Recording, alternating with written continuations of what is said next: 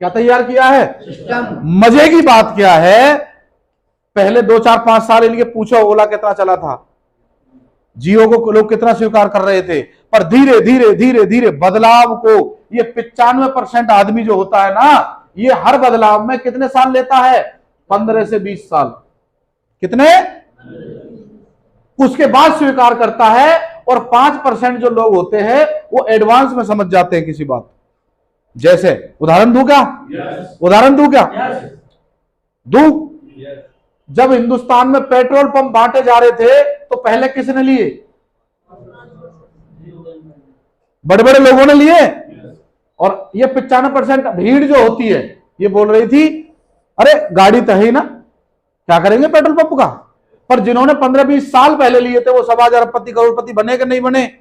और हमारे और आप जैसे भाई बहन मिलके कि जी 100 रुपए का डालना, अब तो 100 रुपए में इतना सही आ रहा, वो दिन दूर नहीं है जब वो 4 छींटे मार के बोलेंगे हो गया 100 रुपए का, जाओ। है कि नहीं है? ऐसा है कि नहीं है? है कि नहीं है? हम वो लोग हैं जो पहले दूध बेचना गुनाह मानते थे। बुजुर्ग बैठे हैं हमारे यहाँ पे, आज से कुछ साल यूपी से हो तो आपको पता है कि दूध बेचना क्या मानते थे? पाप मानते थे कि नहीं? और आज मजबूरी है जी। तो बताओ ना, बिजनेस बन रहा है कि नहीं? चलो मैं आगे चलता हूं। जब एलपीजी गैस आई पहले किसने ली एजेंसी? 10% ने। ये बोलते थे घर का ईंधन हैगा, उपले अंडे बोलते थे। और आज सब घरों में पहुंच गई कि नहीं? मैंने बोला ना कितने साल लगते हैं? भीड़ बाद में आती है। कितने साल लगते हैं? 15-20 साल। और एक बात और बताऊं, ये सब लोग अमीर थे। कौन थे सर? अमीर लोग ही तो पेट्रोल पंप पे गैस एजेंसी ले सकते थे सर। ऐसा हिंदुस्तान में पहली बार हो रहा है। आरसीएम पहले किसको समझ आया? गरीब को। किसको समझ में आया? रामेश्वरी जैसे व्यक्ति को, एक साधारण सिंपल मजदूर आदमी, पता नहीं भगवान जाने किस, भगवान ने कोई ऐसा लिखा था नसीब या क्या चीज है, भगवान ने समझा दिया कि यार बाहर भी तो हम ऐसे ही हैं। क्यों जी? जुड़ गए। उनकी टीम में बबलू चौधरी जी आ गए। ये 10वीं फेल आदमी है और ये एमकॉम है। ये एमराल्ड है, रामेश्वर दयाल। हेलो।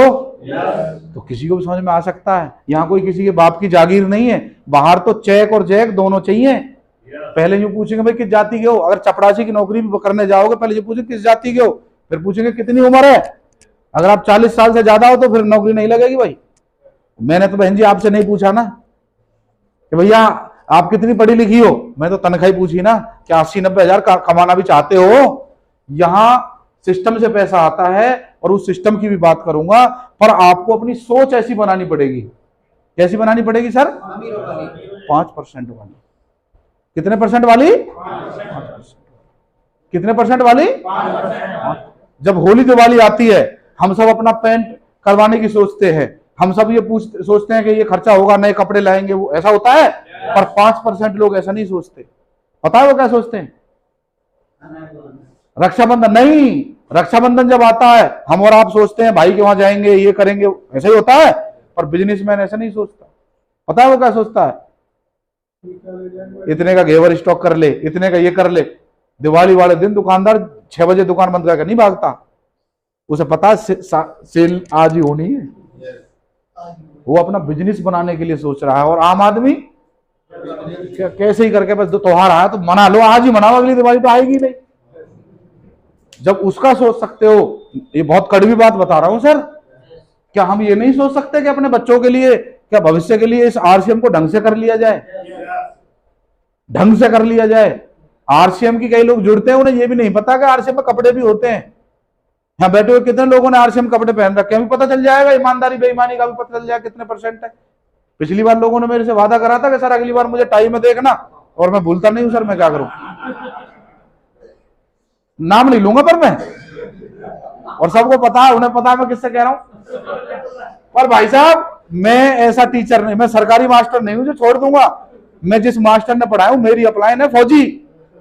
एक बार ताली बजा दो, मैं चाहता हूं राम किशन जी के लिए। 65 साल की उम्र, 65 साल की उम्र, नेवी ऑफिसर, ऑलरेडी 80-85 हजार कमाते, पेंशन आती ऑलरेडी। लड़के को भी आरसीएम में लगाया, रूबी अचीवर। उन्होंने हमें टाइट किया, भाई फौजी तो थोड़े स्टिक रहते हैं कि नहीं, तो भाई मैं ढीला, आप बताओ मैं ढीला छोड़ दूं? आप है भाई, दो तरह के मास्टर हैं, एक तो भैया पढ़ो मत पढ़ो तुम्हारी मर्जी, और एक भाई देखो तुम्हारे हमारी कुछ जिम्मेदारी है। आप बताओ क्या, जैसे आप कहोगे हम तो वैसे पढ़ा लेंगे। आप बताओ कैसे पढ़ाएं? ऐसे पढ़ाएं भैया, मर्जी है। हो सकता है हमारी बेटी का ब्याह हो जो हम कोट पैंट करें, हमें यार से हम ज्यादा समझ में आ रहा हो। क्यों सर? हमें तो गर्मी लगती नहीं है। क्यों सर? आपको तो फ्री मीटिंग कर रहे हैं, पर हमें तो यहां आने में भी 1000 रुपए लगते हैं। बताओ ना हम क्यों भाग रहे हैं आज? पता है क्यों? पता है क्यों? क्योंकि नरेंद्र चौधरी जी जैसे व्यक्ति है जो जिम्मेदारी लेने के लिए, आप तो बैठे हो, वो बंदा अभी भी खड़ा है। पता है किसके लिए? कि मेरा बिजनेस चल जाए, इन लोगों को एक बात समझ में आ जाए कि आरसीएम चलता है, पैसा लगता है। कई बार लोग सोचते हैं कि ये बिजनेस ऐसे ही चल जाता है, यहाँ बड़ी बड़ी कुर्बानी। मैं आपको साड़ी पहन के नाचने के लिए नहीं बोल रहा। अरे भैया आरसीएम की शर्ट उठाओ, नीचे मिलती है पैंट उठाओ, टाई उठाओ, अपनी टूल किट तैयार करो और घर से निकलो। हेलो, लोग ड्रग्स नहीं बेच रहे क्या? बिक रही है कि नहीं? दारू नहीं बेच रहे, बिक रही है कि नहीं? हमें ऐसे उल्टे सीधे काम तो नहीं करने कम से कम। लोग बाहर झूठ बोल रहे हैं कि नहीं? तेरी कसम, भगवान कसम, रोजी रोटी कसम, तेरे लिए इतने कहा बस। हो रहा है ऐसा? अच्छा, हमें ऐसी उल्टी सीधी कसमें तो नहीं खानी। बोलो, किसी का बुरा तो नहीं करना। आप बताओ, इतना ईमानदारी वाला काम है, पवित्र काम है, जीएसटी के साथ एक नंबर का काम है, फिर भी किसको पहले समझ में आएगा?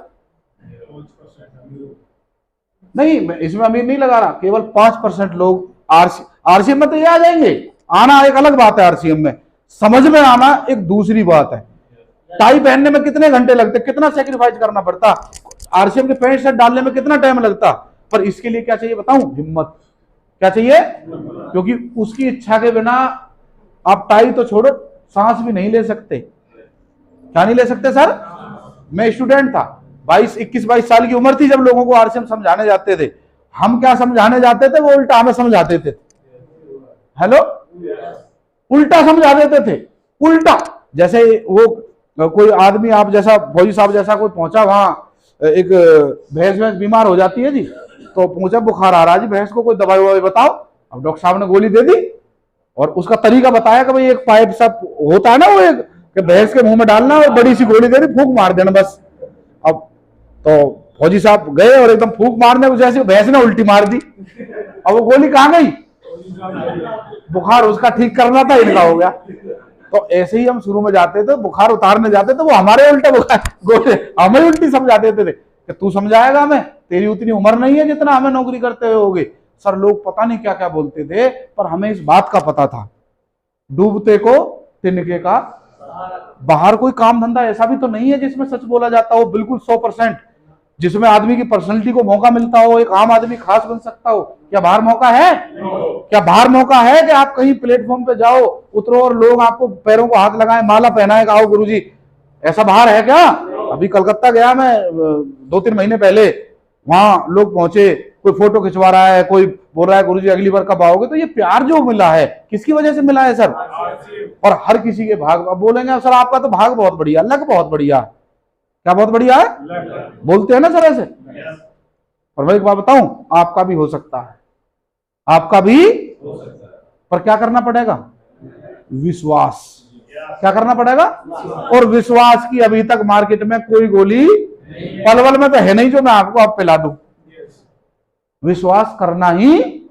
जैसे कितने लोग हैं जो लड़की देखने गए थे, शादी से पहले गए थे, अच्छा सबको यही बताते हैं ना कि बहुत सीधी है, एकदम गऊ है और बहुत बढ़िया, बहुत मेहनती है, घर का सारा काम जानती है, सब ऐसी बताते हैं ना। लड़के के बारे में बताते हैं कि इनके खानदान में सबसे सीधा लड़का यही है, बीड़ी तक का ऐब नहीं है, ऐसे बताते हैं ना।